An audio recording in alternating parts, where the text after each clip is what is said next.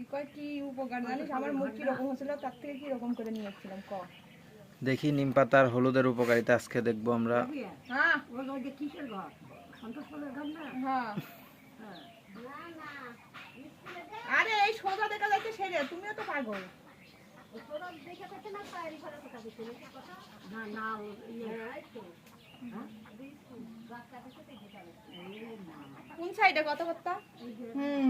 আমার মা একটা পাগল, তার সাথে তুইও পাগল। হ্যাঁ করছে একটার কথা আর ওই আর একটার কথা দেখা করছে। স্কিন কেয়ার রুটিন আমার প্রতিদিনের। এ আমি ইয়ে দিচ্ছি এ কথা থাম একটু, তাছাড়া এটা গইলে গেলে আর দিতে পারবো না। কোথাও দেখলো কাকারটা গুট্টু গেছিল না পা আচ্ছা বিয়া তিতো লাগিচ্ছে কে?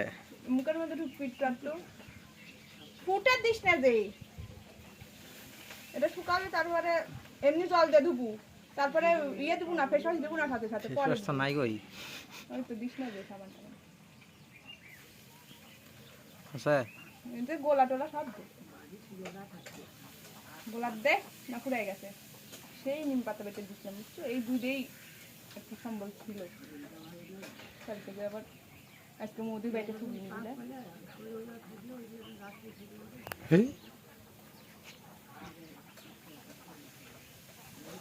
তো আজকের মতো আমার স্কিন কেয়ার রুটিন এই পর্যন্ত শেষ।